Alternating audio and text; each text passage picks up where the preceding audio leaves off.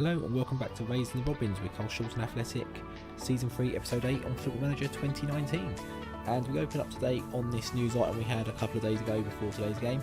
The promotion hopefuls set for running. So, yep, as you can see, we're still in second. I think that's where we ended last episode. 1 point behind Boreham Wood. We just seemed to get that turnaround. We had that drop in points. They capitalised and they're now a point ahead. I think they were 2 behind, so obviously we lost, or we drew and they won, I think, or something like that, I can't remember. But as you can see, right, they have Woking, Eastleigh, Oxford City, a couple of tough games in there, but particularly Maidenhead. I mean, Woking on 11th, you should be winning that, but you never know. They have been a bit static themselves as well. A few games we dropped points in, they did as well, so they could have been clear ahead of us, but they started as well. Eastleigh will be a tough game away from home. Oxford City should be winnable, but Maidenhead, last game of the season, that could be a pivotal key one here. We've got today Dartford. We had Welling, the terrible draw, which I think is actually where we surrendered the lead actually in the league.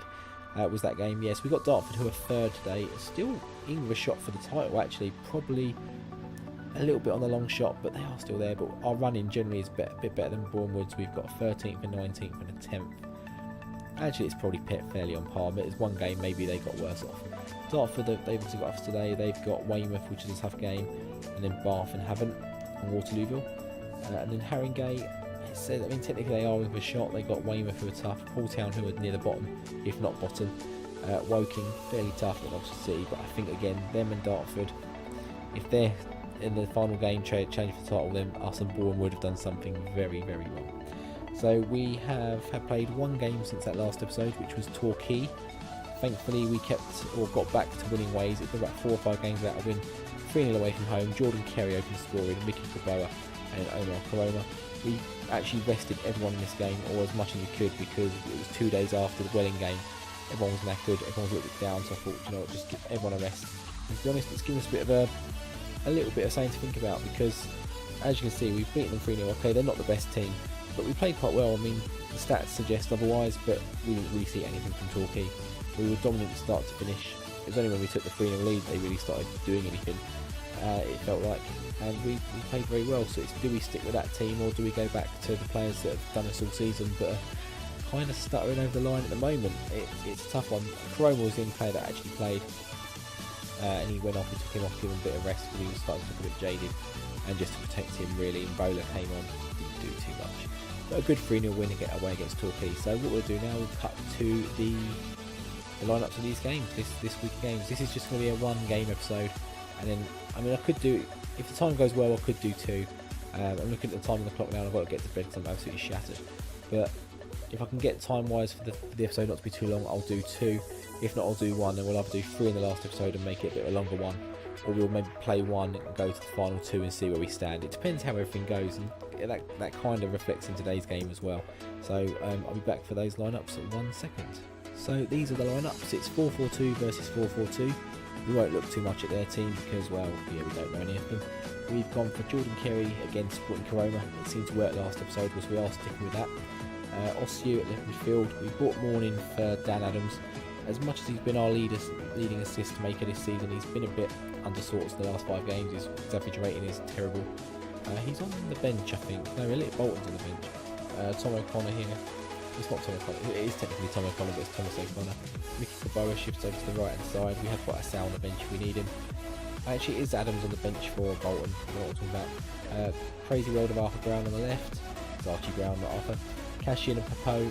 AO Technology on the right hand side. And have I put the wrong goalkeeper in? No, he's the right goalkeeper.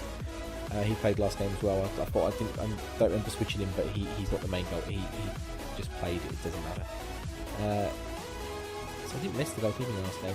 I normally give Bentley a game when I do rotate one. That's the second goalkeeper, isn't it? Bentley, George Bentley, I think it is. But they kick off going left to right, and we're going to keep a very close eye on the league table and the other scores as well. And we drop that back into Dartford's formation, just see in case they make any changes, we can react. And it's a Dartford attack here. Still 0-0 in the Boreham Wood game. Can we get on the end of that? No, we don't manage to quite nick it away. We had 2 good chances there to nick it away, but neither of them fought to actually do it. Again, we do pick it up at the back. Can we do something better with it this time? We lump it forward.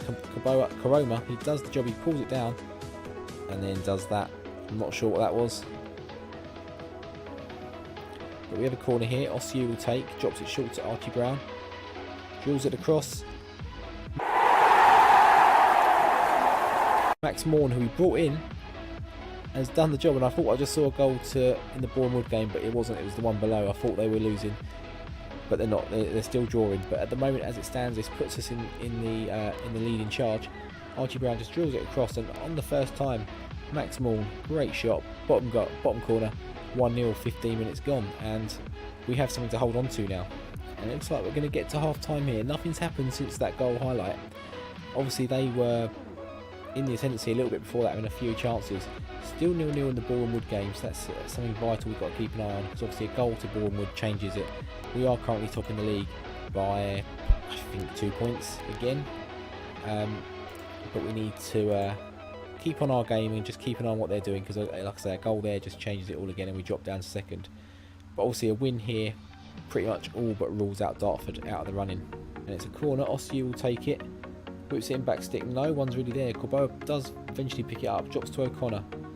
He's got Popo in support, drops it across to Cashin. The two centre backs combining. Max Morn, O'Connor, back to Popo.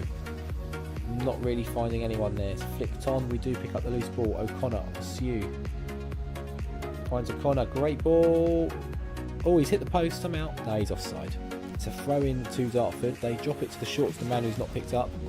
We've got no. Someone run for that. We might have actually had a chance to get it. Oh, Kerry does get a foot in. The ball looked a bit long, but he picks it up. Finds Osu. Drills it across. Corboa's there, and he fires just over. Bournemouth still drawing, so we are still top of the league as it stands. It's another corner for Dartford. Clear it away, sort of. And again, and again, and again. Oh, what's going on? It's a bit of back and forth here. They're going to shoot from distance and score, aren't they? Oh, of course they are. Oh, we could have called. I did call it. I was going to say we could have called it. I did call it. As soon as that was going on, we just knew they were going to get one shot on distance and just find that bottom corner. Deflected out. He hits it first time. And yeah, every opponent seems to have one player in their ranks who can just lever one from 30 yards every time. We are going to make a sub here because Max Morn is struggling, despite the fact he's been our best player. But Dan Adams is going to come in. We're going to take Jordan Kerry out for bowler, and we are going to make that change. We're going to make some instruction changes as well. We're going to go a bit more direct, slightly higher. Going to hit some early crosses, and we are going to, in transition, I've read somewhere that possibly losing possession, counter press can be a bit of a problem with them getting the space into the box, as they're probably going to get one now anyway, but I'm not sure if the change has been made. It's ball at the top, bowler can't quite get there. Bournemouth still drawing. As long as they're not winning, it's not the worst situation in the world. Corona picks up the ball. A goal here for Woking though would be absolutely phenomenal, really helpful. Corona drifts forward, Corboa finds bowler. He gives us the lead. We've got the lead back. 15 minutes to go, and again we've got something to cling on to. We're going to drop that back to very defensive. We're going to play for the defensive now. Great ball in there to Corboa, just slides it in. Bowler on the volley. 2-1 to Carshalton in a big game for us. Coming up big when we need it. Just great slide in there to Corboa. Ooh, I mean, yeah, hint of offside, but as long as I ain't giving, I don't care. Throw into Dartford. I don't like going very defensive because it's inviting the pressure, and we're not good with pressure. Popo gets it away. They're still going to pop it off the distance and get enough on, aren't they? Oh my god. No matter what I do, I can't stop these goals from outside the edge of the box. I don't know what to do. Any suggestions, let me know down below what I can do, because we just don't seem to be able to stop it. No matter what we do, we've gone very defensive. Come on. They've had two goals from cumulatively about 80 yards out. It's ridiculous. Bournemouth still drawing. Osu. Oh, we're going to get countered now, aren't we? Oh, don't lose this from a winning position 10 minutes out. It's going to be another long ranger, isn't it? are just wide. Boreham still drawing, so that's the main stat we need to keep an eye on at the moment. Boa. Oh, another one just wide. But with about 5 minutes to go, we're really under the cosh. We just need to hold on. Make one final sub. IO Technology having a stinker out there. We're going to bring Ronald in. We've got players out there maybe needing it a bit more, but he's just having an absolute woeful game. And with about seconds to go, that is the end of it.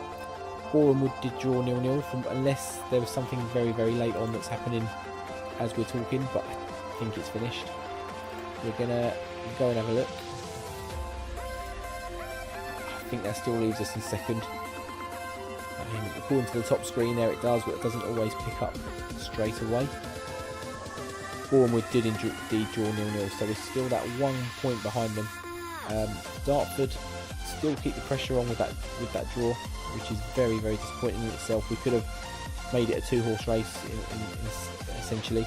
How did Haringey get on? I think they lost. I think they've lost. Where are they? Maidenhead losing, which doesn't do us well, because we know they've got Bournemouth at the end.